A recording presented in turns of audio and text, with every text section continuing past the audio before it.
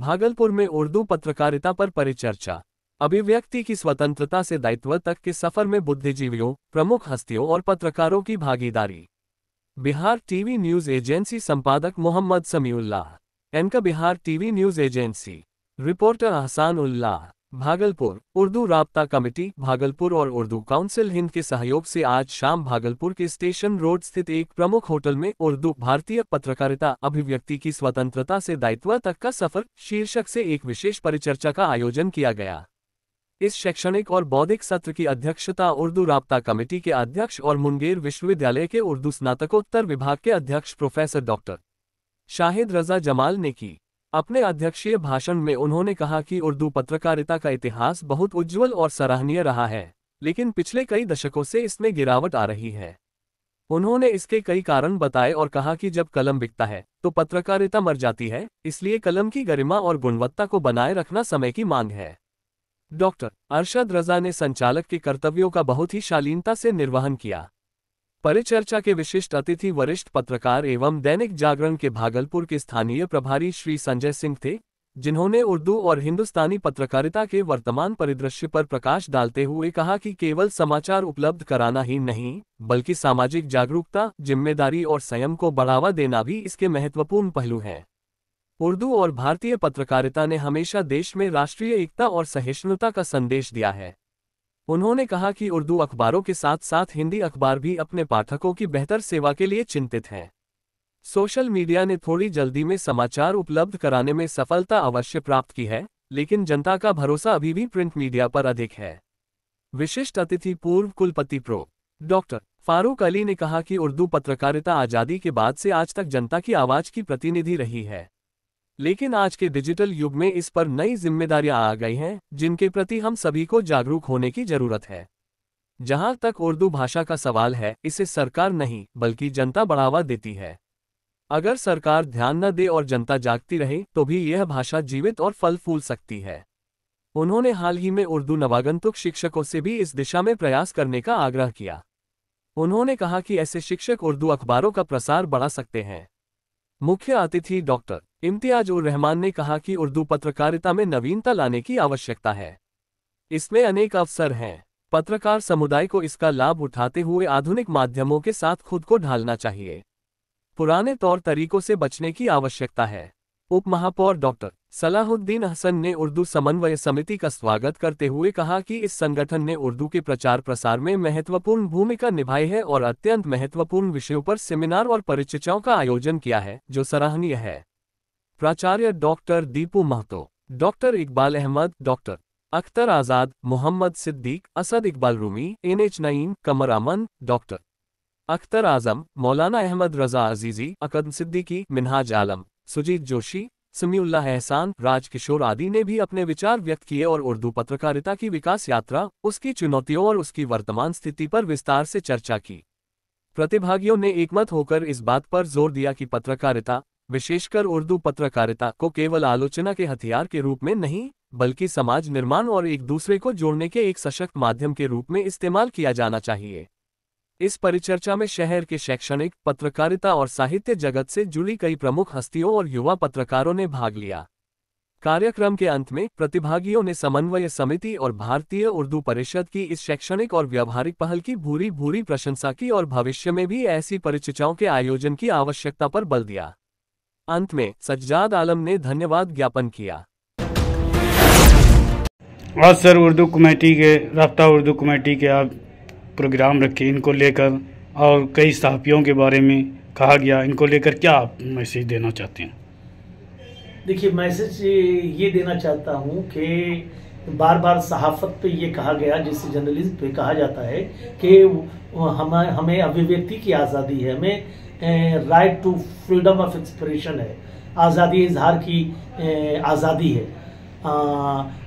लेकिन इसके साथ साथ हमारी जिम्मेदारियां क्या है, इस पे गौर खौज करने के लिए हमने एक मुज़ाकरा, एक परिचर्चा का आयोजन किया था, एहतमाम किया था, जिसका उन्वान ही था कि उर्दू सहाफ़त आज़ादी इजहार से लेकर हमारी जिम्मेदारियां का सफ़र, ये मौजूद था। और इस पे हमारी रिस्पॉन्सिबिलिटी क्या है? हम तो अपने हुकूक और हक की बात करते हैं, मौलिक अधिकारों की बात करते हैं, हम तमाम तरह के इख्तियारात की बात करते हैं कि मुझे आज़ादी होनी चाहिए, लेकिन हमारी क्या पाबंदियां हैं, क्या शराइत है, समाज के प्रति क्या जिम्मेदारी है और वतन के प्रति क्या जिम्मेदारी है, ये तमाम चीज़ों को उजागर करने के लिए हमने ये मुज़ाकरा मुनक़िद किया था, और जिसमें शहर की सरकर्दा शख्सियात मौजूद रहीं, जिसमें साबिक वाइस चांसलर फारूक अली थे, डिप्टी मेयर सलाउद्दीन अहसन थे, नावर सर्जन इम्तियाजुर रहमान थे, मारवाड़ ये TNB कॉलेज के principal doctor professor Deepu Mahato थे, जूलॉजी के सीनियर टीचर इकबाल साहब थे, और ऐसे और उससे बढ़कर एक और बड़ी शख्सियत वहाँ मौजूद थी, दैनिक जागरण के रेजिडेंट एडिटर, लोकल इंचार्ज जनाब संजय सिंह थे। ये तमाम थे, और उसके अलावा तमाम सहाफ़ी जो डिजिटल, प्रिंट या दूसरे यूट्यूबर हैं, उनको मैंने मदऊ किया था ताकि इस पे मिल बैठकर बात करें और गौर ख्वास करें। बहुत सारी बातें निकल कर आई, और जिनका जाहिर है कि मैंने उन्हें नोट किया है, और आइंदा अपने जो इंतज़ाम में और उनके अपने लाहेअमल में मैं शामिल करूँगा। और आप तमाम मीडिया के हज़रात जिन्होंने इनसे बड़े खूबसूरत अंदाज में कवरेज दिया, मैं उनका भी तहे दिल से शुक्रिया अदा करता हूँ। शुक्रिया, थैंक्स अल्लाह। आप अपना परिचय दे दें सर। मैं प्रोफेसर डॉक्टर शाहिद रज़मी, सदर उर्दू राब्ता कमेटी, भागलपुर। आज MS होटल में उर्दू राब्ता कमेटी के प्रोग्राम थे, और आप आए हुए हैं, और हमारे उस्ताद मोहतरम भी है, और सबसे पुराने भागलपुर ज़िला में उर्दू सहाफ़ी हैं। सर, इनको लेकर आप क्या मैसेज देना चाहते हैं सर? देखिए, हमारा मैसेज ये है कि उर्दू तमाम ज़ुबानों का मुरक्कब है। उर्दू ऐसी ज़ुबान है कि इतनी मीठी ज़ुबान है कि हर कोई उर्दू की चाशनी लेना चाहता है, लेकिन अफसोस की बात है कि आज हम लोग उर्दू की चाशनी से तो ले लेते हैं, लेकिन उर्दू को लोग दूर करते जा रहे हैं। ये अफसोसनाक पहलू है। हमें चाहिए कि उर्दू बोलें, लिखें, पढ़ें, दस्तखत करें उर्दू में, और हर जगह उर्दू का अपना एक मुकाम बनाएं। यही हमारा पहलू है। आप अपना परिचय दे दें सर। इस नाते इसको मोहम्मद अकदम सिद्दीकी कहते हैं। सन 1985 से उर्दू अखबार से जुड़ा हुआ हूँ, जो अब तक जारी है। Thank you. रोशन माजी शानदार रहा है, लेकिन हाल और मुस्तकबिल तारीख में हो रहा है। आप इसके लिए किसको जिम्मेदार मानते हैं? उर्दू ज़बान व अदब की तर्ज़ इशाअत में सहाफ़त का हमेशा से एक बहुत बड़ा रोल रहा है। जहाँ तक उर्दू सहाफ़त की बात की जा रही है, तो ये समझिए कि उर्दू सहाफ़त बुलंदी पर हम देख रहे थे। 47 से पहले की अगर बात करें तो उर्दू सहाफ़त का कोई बदल हिंदुस्तान के पैमाने पर नहीं था किसी भी ज़बान में। लेकिन जैसे ही मतलब कि आज़ादी मिलती है और उसके साथ साथ दूसरी ज़बानें सामने आती है, ख़ासतौर पे मैं बात करूँ कि हिंदी जो सामने आती है, लेकिन हिंदी और उर्दू का कोई मुकाबला या किसी तरह की कोई बात यहाँ नहीं है। लेकिन गवर्नमेंट की तरफ से एक ये था कि जो सहूलियात हिंदी वालों को मैसर थी, वो उर्दू वालों के साथ साथ वो कम होता चला गया, तो इसकी एक वजह भी थी। और धीरे धीरे ये हुआ कि उर्दू घरानों से उर्दू जो है वो ख़त्म भी होने लगी, और यही वजह है कि उर्दू जब ख़त्म होने लगी तो उसके साथ साथ जो है वो अखबारात या रसायल या से जुड़ी हुई सारी चीज़ों में जो है वो कमी आने लगी, वो मेयार जो वो कम होने लगा। तो अब ज़रूरत इस बात की है कि आज भी उर्दूदा तबका है, उर्दू पढ़ने वाले लोग हैं, बहुत हैं, लेकिन उसको सहेज कर रखने की ज़रूरत है, उसको संभाल कर रखने की ज़रूरत है, उसके तहफ़्फ़ुज़ को सामने रख करके बहुत कुछ करने की ज़रूरत है। तो ये समझ लीजिए कि सहाफ़त के हवाले से, सहाफ़त के तवस्सुत से हम उर्दू को एक ऊंचाइयाँ दे सकते हैं। तो उसके लिए जो कुछ चीज़ें ऐसी हैं कि बुनियादी तौर पे कि हम हर मोहल्ले में जाएं, हम कुछ लोगों से मिलें। वैसे लोग, और ख़ास तौर पे जो अखबार है वो कम निकलने या कम उसकी तरवीज इशाअत या इस तरह की बात अगर हम करते हैं तो उसके पीछे माश भी है। तो वैसे लोग जो पैसा खर्च कर सकते हैं तो उनसे भी हम लोग बात कर सकते हैं, उनसे मिल सकते हैं, कुछ रसायल मंगा सकते हैं और बहुत सारी वैसी चीज़ें जो ख़ासतौर पर मुआविन साबित हो सकती है उर्दू की तरवीज में, उसको लेकर के हम लोगों को आगे बढ़ना, मतलब बुनियादी तौर पे ये है कि हमें घर घर पहुंचना पड़ेगा, अपनी बात पहुंचानी होगी और अपनी बात के ज़रिए जो है हमें उर्दू को सामने रखना पड़ेगा। क्योंकि उर्दू है तो हमारी तहजीब है और हमारी तहजीब है तो उसके हिसाब से हमारी शनाख्त भी है। तो हमें एक अपनी शनाख्त की लड़ाई लड़नी है, हमें अपनी एक तहजीब की लड़ाई लड़नी है। हमारा अपना पूरा कल्चर, पूरी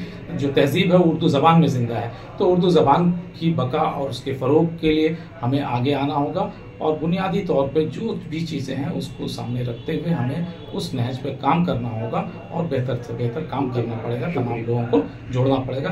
आप लोगों का बहुत बहुत शुक्रिया आपने मुझे इसका समझा। जी, उर्दू सहाफ़त की तारीख़ बहुत रोशन रही है लेकिन मौजूदा वक्त में ज़वाल पज़ीर है। इसके ज़िम्मेदार आप किसको मानते हैं? ऐसा है कि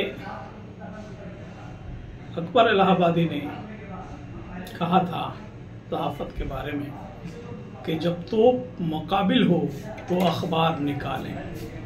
ये जुमला बड़ा ही तारीख़ी जुमला है अशार का।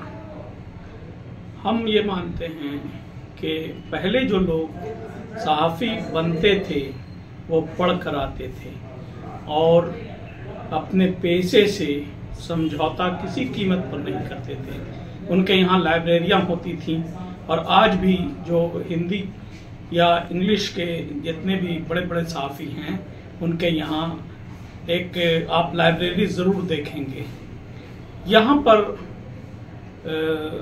दिक्कत ये है कि हमारे जो उर्दू सहाफ़ी हैं इनको लाइब्रेरी की तो बात ही छोड़िए, इनके खाने पर भी आफत है, जिस कारण से ये बेचारे अपने पेट को भरने के लिए जद्दोजहद करते हैं। और पढ़ाई अगर आप नहीं करेंगे आपके कलम में जोर पैदा नहीं हो सकता है।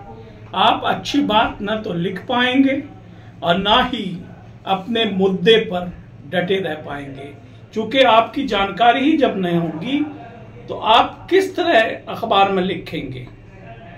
तो मैं ये समझता हूँ कि जो कायरीन हैं, पढ़ने वाले लोग हैं, उनको चाहिए कि एक अखबार उर्दू का और रिसाला अपने घर में ज़रूर लें, ताकि इस तरह से हम सहाफ़ी की मदद कर सकें और इसका फ़ायदा चंद बरसों में मुझे दिखने लगेगा। शुक्रिया।